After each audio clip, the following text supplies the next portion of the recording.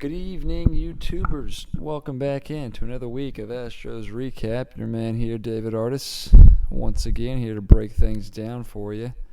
Before I actually get into the games this week, a few things I just want to point out. One is if you've listened to my last two podcasts, the last two Sundays, of course, or Mondays, most likely, but it's still the same earn history from the just cover, and then if you actually click on the YouTube video, it turns to sort of that sunset background with the water and the tree on the right hand side. So I'm having issues trying to get back to my regular Astros logo sort of background. So for the time being, you'll see an earn history sort of sideways rally towel, and then if you actually click on the video, like I just mentioned, the sunset, the water, and all that. So I'll try to get things fixed as the time goes by, but as things stand now, it's just not really working that well for me. So but again, this is all about audio more so than video. There is no video, so I just hope to get, if I get comments, it's about what I have to say rather than what you see, because you don't see a whole lot, even when it is the Astros logo. But the whole earn history is last year's slogan. I wish I had a picture of like a take it back, which shouldn't be that hard for me. I work at the ballpark, and finding that, it's plastered all over everywhere. So maybe I'll take a picture of that sometime this coming week and actually post that as a background to stay more current. But I just wanted to point that out before I actually get into things. So you'll probably see the earn history in the sunset for now, at least. But getting into the actual baseball here, the Astros more specifically, very good this week, very satisfied. Well, not very good, but definitely I'll take it. 4-2, had 6 games. All you can really hope for is to win the series. So they did those things. The off day Monday, and they played Tampa Bay for 3, winning the first 2 there, dropping the series finale, then going into Toronto and taking the opener and the series finale. So dropping the middle game there, but winning 4 of 6. I would take that just about every single week. Last week when I did this podcast, I didn't really go into a lot of games, just sort of the whole week overview. So it actually was a little shorter than usual. I'll try to go more so in depth this week, so this podcast could be a little longer, just warning for you there. But so playing Tampa Bay, very respectable team. We lost 3 of 4 in Tampa, St. Petersburg, to open the season. So this is kind of a revenge series, even though it's been like 4 or 5 months now. But they end up winning the season series by winning the game on Thursday. But we did win games 1 and 2. So as I pull up my at-bat app here, trying to go back, see where we're at. So we absolutely murdered them on Tuesday, 15-1. Verlander started that game. Probably didn't need 15 runs, but good to have a offensive outburst. Talked about the game on Sunday. We played the Angels the prior week, the 25th of August there. We won that 11-2, so the offense had an outburst there, and then 15 runs. Chirinos hit a home run. Alvarez had 2. So those were the big home runs. Let's see here quickly. Try to give you a breakdown of how these 15 runs were scored. So Josh Reddick had an RBI double. Altuve had a sacrifice double play. That's interesting, but sac fly double play. He got credited with the RBI there. Gurriel had a 2-run double. Chirinos had a 2-run home run. Alvarez had a 3-run home run. Jake Marisnick had a 2-run single. Alemnis Diaz had an RBI single. Chirinos, RBI fielder's choice error. Springer, RBI walk. And Alvarez with another solo home run. So breakdown of the 15 runs there. Verlander didn't have to do a whole lot, but I will give you his line score here. So let's see here. To go all the way back in here, but he went only 5 1/3, 4 hits, no runs, 4 strikeouts. So the reason he only went 5 1/3 is he got thrown out of the game. So, his whole double-digit strikeout consecutive game streak he had going, of course, comes to an end. But he only had 4 in the 6th inning, so chances are he wasn't going to get there. But he did get the win, which was the most important thing. Peacock, he went inning and 2/3, gave up a run. It was earned. Walked 2, struck out 1. McHugh got in a scoreless inning, and so did Biagini. Their outings weren't great. There was like no 1, 2, 3 innings. They all walked hitters. But, they got the job done. You're leading 15-0. Just, there's not a whole lot you have to do. Just get through the inning, basically. And I guess they did that. So, excuse me there. But 15-1, so good start to the week. I went to this game on Wednesday. They didn't get off to a great start. Garrett Cole actually sort of a subpar game for him, his standards. They were losing 3-0 in like the 4th, 5th inning. They tied it very quickly. There was a big Yuli Gurriel home run that really sparked the offense. We continued to score. They put up 8 runs. Sometimes your offense can go a little silent, especially after putting up 15. But we did good. So 3 in the 4th, and then 3 in the 7th, 2 in the 8th. Will Harris actually got the win. They brought out Cole after only 6 2/3, but he gave it 4 earned runs, struck out 14, walked a hitter. He threw 112 pitches, so he was getting up there. And then he went to Harris to finish out that 7th inning, and then Harris got all the 8th. And they used Osuna, who gave up 2 earned runs, but struck out 2, walked a hitter. But Osuna's ERA at 3.02, Harris at 1.60, and Cole at 2.85. So Osuna didn't pitch again this entire week. I'll just say that. That was the only game, and it wasn't even a save situation. I feel like Osuna, it's weird, the season he's had. I mean, he hasn't been terrible. Got off to an amazing start, and it was just sort of so-so. Been so-so for most of the year, in fact. But when he pitches, it's like he gets, he'll pitch 3 out of 4 days, and then he'll have, a whole week off. It's just the way games have gone, but apologize if you hear that barking in the background. My stupid dogs. But anyway, so they win the game 8-6, so, we won. Not going to be upset there. They lose on Thursday. That was sort of a day game, getaway day. They scored runs in the 2nd, 3rd, 4th, 5th, 6th, and 7th innings. Still lost 9-8. Davinsky's the reason they lost this game. So, I don't think who started. So, Greinke, who actually wasn't good. I think he gave up 5 runs, 6 innings. So, his second bad start, he got the no decision. Joe Smith gave up the tying.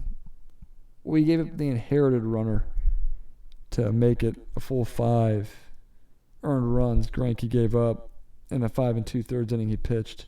ERA is still actually below 3, 2.99. So, I don't know. We'll see if he can bounce back. He pitches Tuesday, I think. Weird off day this coming week on Wednesday, but get to that in a minute. Devo's the real issue of this game, allowing 3 earned runs there in the 7th, which put us behind. And then, even Rondon gave up, he didn't give up a run. Cy Snead gave up a run there in the 9th. But Davinsky's to blame for this game more than anybody else. He's just been I don't know. I gave him credit a while back saying he was doing well, and I want to give him credit. And then the minute I did, he comes out and screws up. So there's no faith there. Davinsky's a guy, mid reliever. Use him to try to get through an inning, but the only value, and I brought this up before, is he's apparently good at getting lefties out, but every other hitter, 2-pitch pitcher, got a fastball, changeup, and you just can't locate his changeup anymore. It can be a good pitch if he keeps it down in the zone, but if he keeps it up, which he apparently constantly does, it gets hit hard because there's nothing really special about it. It's a changeup. A fastball changeup is all he really throws. As far as I know, I don't keep a very close eye on Davinsky, but maybe I will next time he comes in. But he's not getting it done. So he's the big issue of losing this game. And I've been the type of guy that, it's hard to expect sweeps. But like I always say, the opportunity for a sweep presents itself. It's important to take advantage of that. They weren't able to do it, so not too upset there. I mean, you're still chasing down the Yankees and the Dodgers. Dodgers have actually lost a few games in a row here. I'll get to our standings update in just a minute. Then with Toronto, they won Friday. There was a big home run by Springer. Won't get too far in depth there. Miley pitched. Miley has been very shaky lately. Seeing if I can find. So they put up 4 in the 5th, 2 in the 6th, and they pretty much rode that. Bullpen wasn't great in this game. Springer hit the lone Astros home run. Miley only went 3 2/3. Pitch count all the way up to 95. McHugh finished off that inning. Then McHugh, I think, went on the DL. I don't even know the exact injury, but bottom line is he's on the IL, I should say. Still trying to get used to the whole IL instead of DL thing, but he goes in the IL after this game. Biagini gets 2 innings in. He was pretty good. Rondon, of course, gave up his usual solo home run, walked a few hitters. Devo came in, gave up a run, and Harris came in, gave up a run. So the bullpen wasn't great, but we were up 4 or 5 runs, actually. 5 runs. So, late in the game, just getting through the innings is important there, as I sort of mentioned earlier. But, so Miley's a guy we keep an eye on. The ERA actually went down. He gave up a run. It was unearned, so struck out 5, but also walked 5. So Miley been a little iffy lately, not as good as we would have hoped. So that'll be interesting to keep an eye out on. ERA 3.06. So not terrible.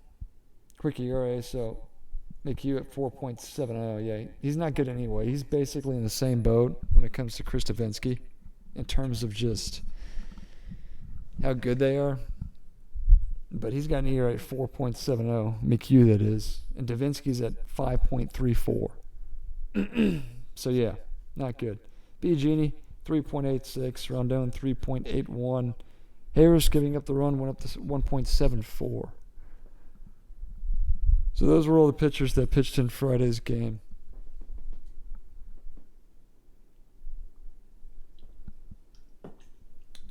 Sorry, I needed a drink there. My voice is kind of going down the drain here, but anyway, they lose on Saturday. That was a Framber Valdez start, so having the very good start the previous Sunday, basically went back to his normal self on that Saturday.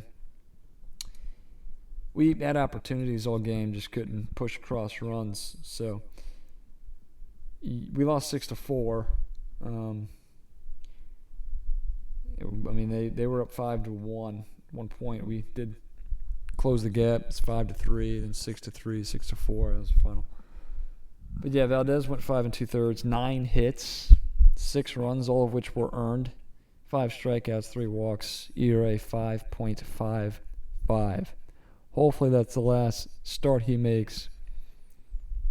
But it depends on where Sanchez is in his IL and rehab process. I haven't heard really any news, so Valdez might be getting another start. Smith did get an inning in a third.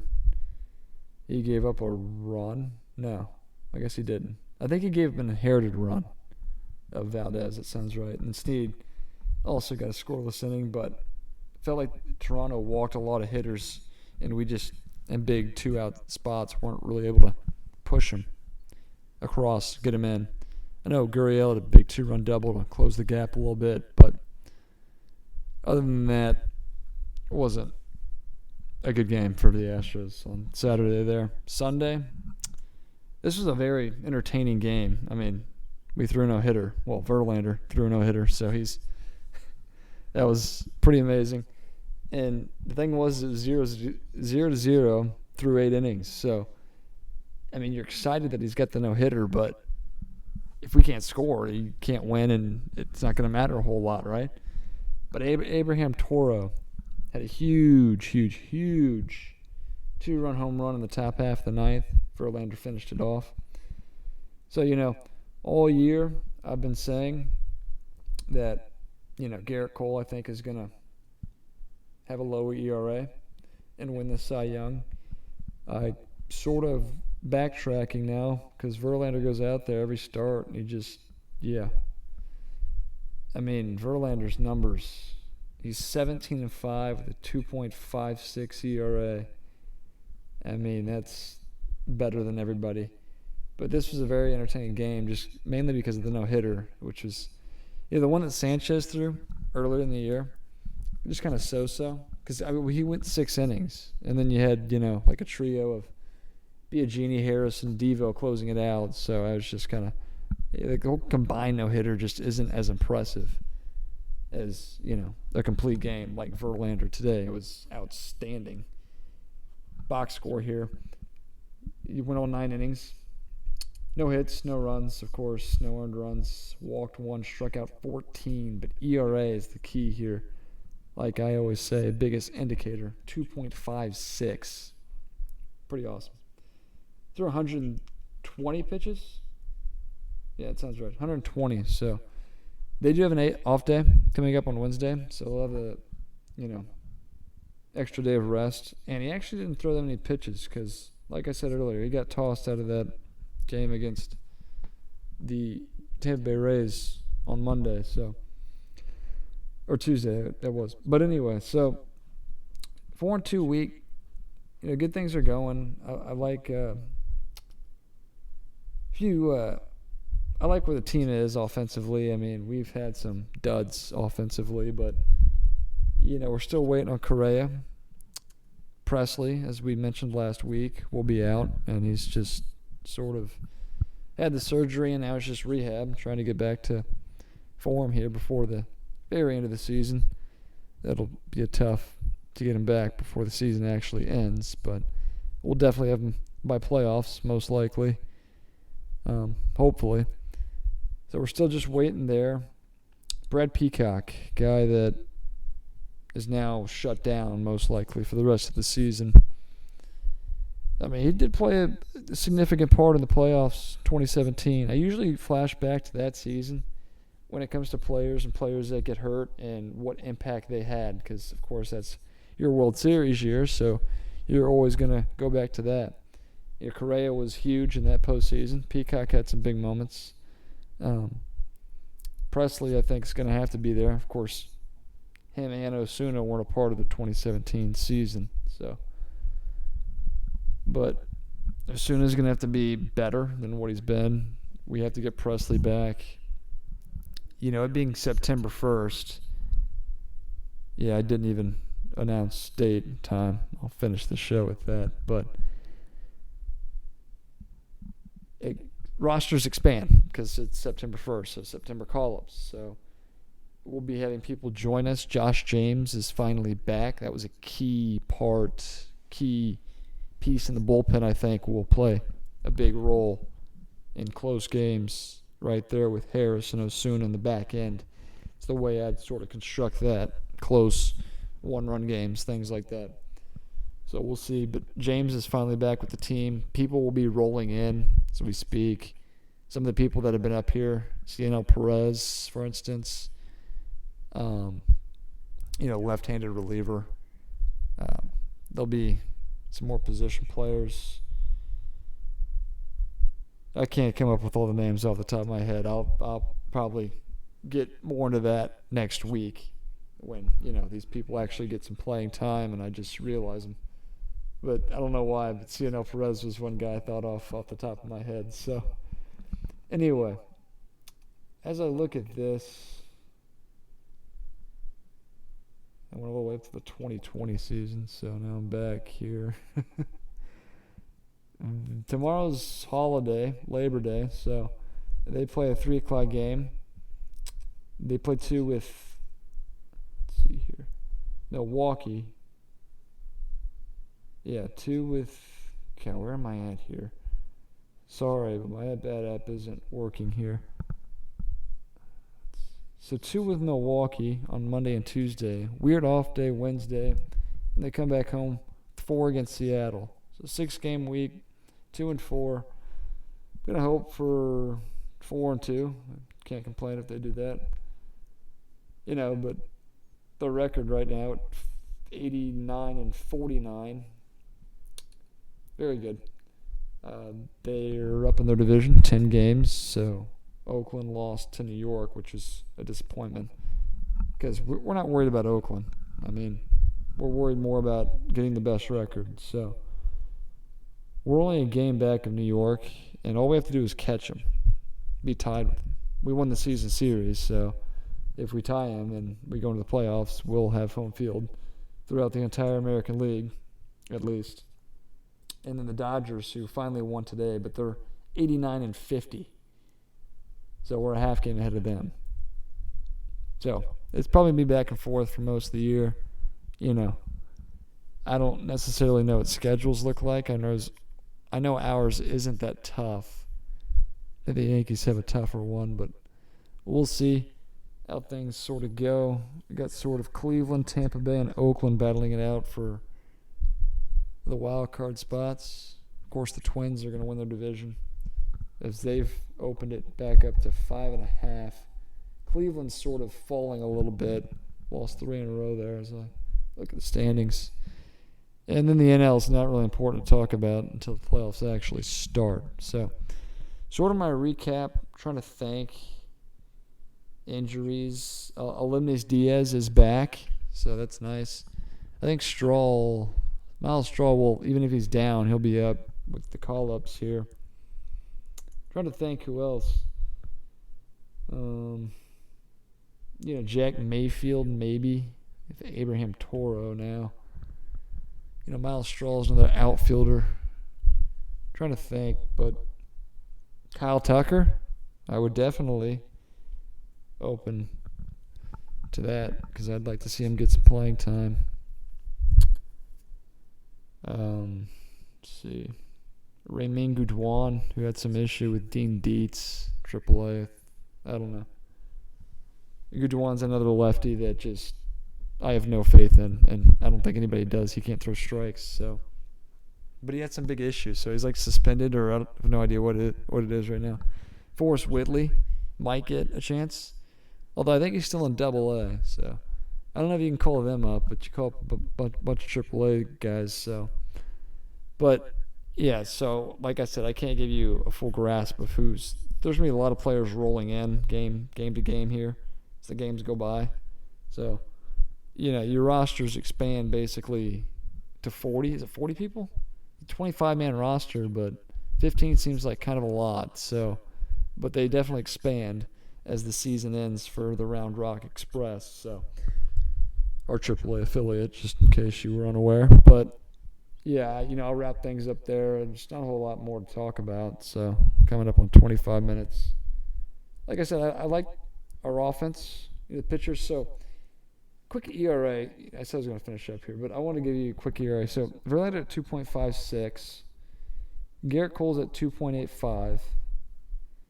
Greinke 2.99. We talked about that. And then Miley's at 3.06. And Valdez, who's just a fill-in right now, is at 5.55. Like to give you ERAs there. Still think Cole will finish up there, but like I said, I think I got to give the nod if it comes to a front runner for Cy Young right now to Justin Verlander. He's been outstanding. So those are your leaders. Verlander is going to be tough to catch. We'll see what Cole does tomorrow. Hopefully he has a good game and we can get the week off to a winning start. But got to keep winning games because the Yankees don't seem to lose a whole lot. So we got to just continue to win. And hopefully things will turn out well for us. So anyway, I'll wrap things up there. I'll have this video posted. By the way, it's 11:08 p.m. September 1st, 2019. So usually I start my podcast out with the time. Today I ended it with the time, just like I did a few weeks ago back when we were in Town Center, I believe. Or there was one week where I ended with the time. But it's late, so I'll get this posted as quickly as possible, and we'll talk to you next Sunday. One thing I do want to point out, I know I've wanted to finish this. Football does start. Big NFL football fans. So Sunday, I'll make sure I'm doing this podcast, but I'll probably be sidetracked. Well, I won't be sidetracked. I still watch all the Astros games, but football's a big Sunday. Sunday's a big football day for me. Being, opening weekend or week opening, just back to football. Anyway. So, yeah, but I'll talk to you next Sunday there, and we'll see you then. And look out for my podcasts. Don't forget to subscribe, comment, share with your friends, all that good stuff on YouTube. And I'll definitely, comments, questions, feedback, criticism. I'm open to anything and everything. So go ahead and, smash that like button and I'd love to hear your feedback and comments, and I'll definitely reply to anything you got. But again, I'm hoping to bring in a larger audience, but I'll wrap things up there. Talk to you next week, and we will finally end this podcast. I'll see you then.